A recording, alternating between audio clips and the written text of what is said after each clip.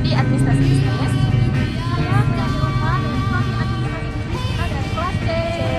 Oke guys, sekarang kita berada di rektorat Unmar. Jadi tujuan kali ini kita akan mewawancarai dari biro kemahasiswaan kita. Oke, mari guys, maju.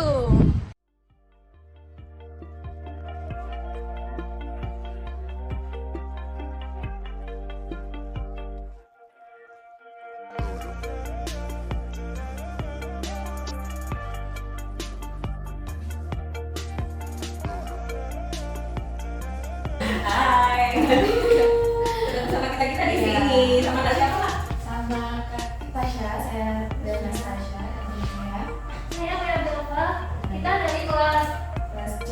administrasi bisnis.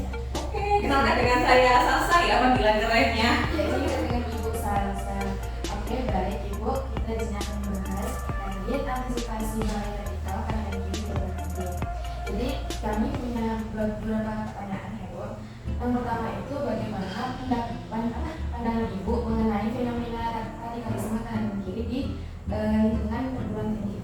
Oke, jadi kalau memang berkaitan dengan radikalisme itu sebelum kita ke kanan dan kiri ya, isu itu memang sudah lama berkembang ya. Dalam arti beberapa penelitian itu juga sudah dilakukan di misalnya yang menyasar perguruan tinggi. Jadi sejauh mana sih para pemuda itu juga terkena yang namanya paham radikalisme itu sendiri. Nah, kalau masalah kanan dan kiri itu kalau tadi kita memberikan pemahaman yang paling berdasarkan satu tadi apa atas nama agama gitu ya, yang satu lebih ke komunis gitu. Tapi ada juga yang memandang sih sebenarnya antara kanan dan kiri itu juga melihat pada sisi personal dari seseorang. Yang satu itu lebih dilakukan oleh perorangan gitu ya, yang satu itu lebih dilakukan oleh kelompok-kelompok kecil. Nah, kalau intinya radikalisme itu dipahami paham yang nantinya akan melakukan sebuah kekerasan pada upaya-upaya yang mereka ingin memerdekakan, ya pastinya itu adalah hal yang patut kita pikirkan bersama ya, terutama adalah dampak dan solusinya. Jadi kalau di perguruan tinggi sendiri saya pikir baik kalangan dosen, mahasiswa ataupun beberapa item-item yang ada di situ itu sudah harus paham bahwa bagaimana pola-pola yang dikembangkan oleh orang-orang yang memang berada pada posisi itu tadinya, yang baik kanan atau kiri. Oke, baik.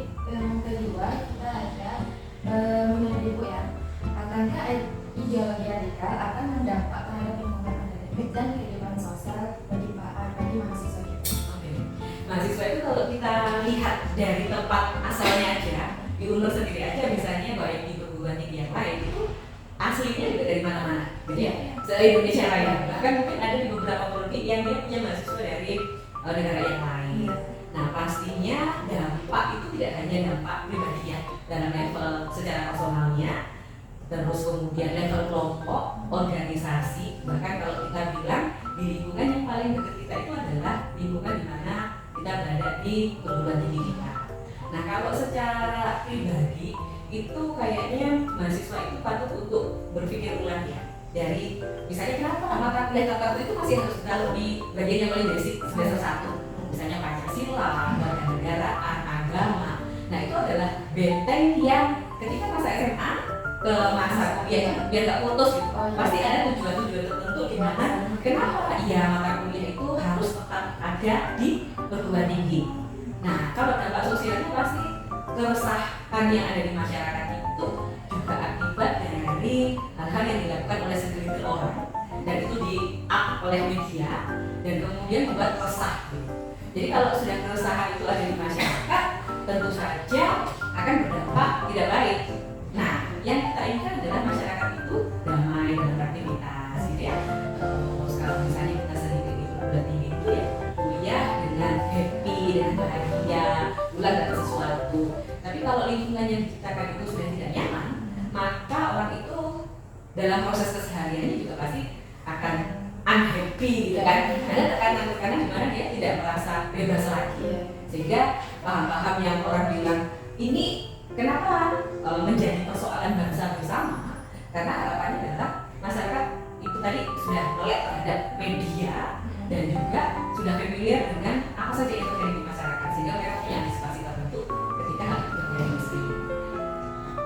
Baik, mungkin untuk soalan yang ketiga di sini kita ada apa saja gitu langkah-langkah yang telah atau dapat dilakukan di perguruan tinggi untuk mencegah masuknya radikalisme. Oke, kalau di perguruan tinggi seperti yang tadi misalnya saya sampaikan ya, kenapa misalnya muatan-muatan mata kuliah tertentu ya itu masih harus ada di perguruan tinggi. Kita akan melihat lagi bahwa kita masih punya loh yang namanya kearifan lokal ya, kita masih punya yang namanya orang-orang yang harus sadar hukum misalnya kayak gitu. Jadi antisipasi terhadap muatan-muatan yang mengembalikan itu bahwa kita itu adalah bangsa yang pernah berjuang bersama gitu ya, kemudian ingin merdeka bersama dan menikmati hasil itu secara bersama-sama. Dan pastinya apa-apa yang harus dilakukan oleh perguruan tinggi itu adalah kembali lagi satu yang namanya soft skill mahasiswa gitu ya, terus choice over dari ketika proses komunikasi di kelas itu berjalan, proses-proses diskusi berjalan, itu pastinya orang akan mengembalikan lagi pada itu loh, berpikir yang positif dulu gitu ya, selalu berpikir yang positif atas diri sendiri dan orang lain, sehingga apapun nanti yang masuk dalam kita itu bentengnya kita masih kuat di sana gitu ya. Baik Bu, bagaimana Ibu melihat peran pendidikan, karakter, dan penguatan Pancasila dalam membangun ketahanan Ibu bagi mahasiswa? Oke, pendidikan karakter. Nah, satu hal kalau dari kita ya yang bergerak di bidang pendidikan itu muatan-muatan yang harus banyak diberikan ke mahasiswa itu dari awal kalian menginjakkan kaki di sini itu adalah wawasan kebangsaan itu ada di sana ya. Packagingnya atau tematiknya itu biasanya akan kembali lagi ke ciri khas dari masing-masing perguruan tinggi. Ada yang memang memperbanyak aktivitas seperti seminar wawasan kebangsaan, terus mendekatkan mahasiswa itu untuk studi kasus terhadap fenomena-fenomena yang ada di masyarakat gitu ya. Jadi kalau nilai-nilai pendidikan yang diberikan kepada mahasiswa dari semester 1 nanti sampai semester akhir itu akan kembali lagi kepada muatan-muatan yang membuat penyadaran terhadap diri sendiri bahwa mereka itu adalah bagian daripada masyarakat sosial, sehingga dia tidak bisa mengenyampingkan kehadiran orang lain. Nah, tetapi di situ harus ada valorisasi. Jadi dia harus mulai sudah semakin dewasa untuk mana yang harus saya adopsi demi kebaikan bersama dan mana yang memang itu nggak harus jadi followers juga di situ. Gitu. Sehingga apapun mata kuliah yang dibebankan kepada mahasiswa ya, saya pikir kurikulum yang sudah dirancang oleh masing-masing prodi itu adalah mengembalikan lagi tidak hanya pada kompetensi mahasiswa atau keterampilan di bidangnya masing-masing, tapi tetap mengembalikan bahwa mereka itu adalah bagian daripada masyarakat Indonesia, sehingga pendidikan karakter, terus bela negara, terus hal-hal yang mengembalikan lagi kita bahwa kita masih punya tata krama dan kehidupan bersama. Banyak ya. Sisa 2 soal. Oke, baiklah. Berdasarkan pengalaman Ibu sendiri, apakah Ibu pernah menghadapi mahasiswa atau rekan sejawat yang terindikasi paham radikal? Jika pernah, bagaimana Ibu menanganinya? Kalau saya masih mungkin agak ekstrim kalau terlalu digolongkan bahwa dia terpapar oleh paham radikalisme atau enggak ya. Saya pikir adalah orang-orang punya hak asasi manusia. Nah, untuk beraktivitas, untuk melakukan sesuatu, dia like and dislike atau paham nggak paham atau sependapat atau tidak sependapat. Nah, saya pikir yang lebih mewarnai perguruan tinggi itu adalah heterogenitas dari perilaku-perilaku yang muncul. Jadi mereka biasanya punya yang namanya habit ya. Habit itu adalah kebiasaan-kebiasaan yang memang dia bawa kesehariannya yang dari rumah, dari lingkungan di sana, terus dia mix itu dengan lingkungan perguruan tinggi. Tapi saya pikir sejauh teman-teman kita ya, baik misalnya dosen dengan dosen, dengan tenaga administrasi atau dengan mahasiswa sendiri, itu kalau ada hal-hal yang kurang baik pasti akan meluruskan itu dengan cara ya memang pendidikan tinggi itu berbeda dengan artnya di pendidikan yang lain ya. Nah, sehingga kalau dengan pendekatan personal itu kurang mempan, berarti harus ada satu step lagi yang lebih ekspor lagi, sehingga nanti memang penyadarannya kalau memang harus secara to the point, ya kita lakukan itu. Karena kalau orang bilang di media sosial itu kan sesama warga negara yang baik kita harus saling mengingatkan, gitu kan. Nah mungkin caranya ada yang sedikit berbeda-beda. Ada yang langsung senang to the point. Ada mungkin orang yang apa ya, kalau misalnya dia merasa banget, nah dia pasti akan punya strategi yang berbeda dengan yang lain. Jadi kalau bagi saya sebenarnya selama kita masih bisa mentolerir itu ya, belum pada hal yang sifatnya sangat merusak sekali, kita masih bisa menyambung. Jadi komunikasi itu penting. Ibu, untuk pertanyaan terakhir, sekarang apa yang harus menjadi prioritas perguruan tinggi dalam menangkal paham radikalisme? Oke, prioritas dari perguruan tinggi ya. Yang satu adalah filterisasi dari sumber daya manusia yang mau masuk ke perguruan tinggi kita.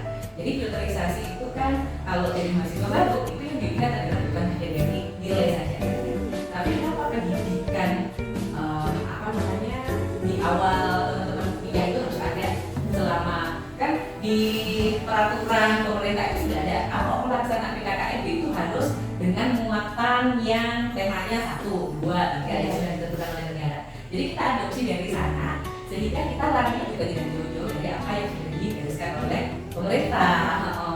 Nah mungkin ciri khasnya adalah memang kalau kita itu masing-masing perguruan tinggi, oh yang satu lebih ke kewirausahaan misalnya gitu ya, yang satu lebih ke apa. Tapi yang pasti adalah masing-masing perguruan tinggi itu sudah punya klausul untuk bisa memberikan muatan-muatan yang lebih apa namanya, lebih bisa mengenal mahasiswa.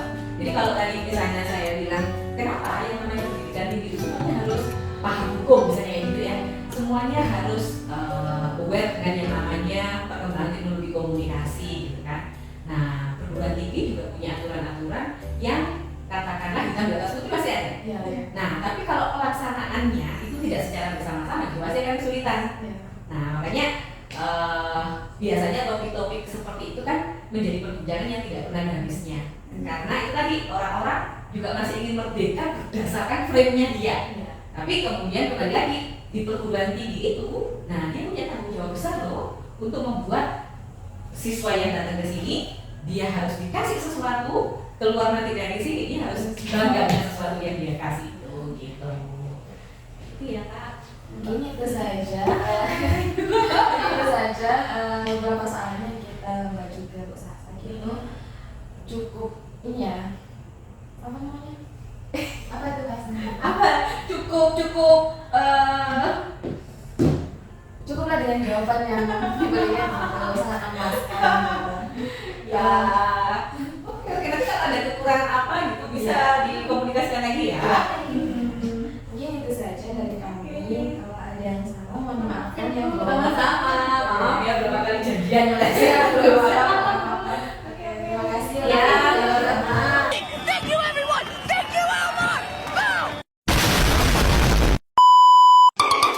Boom.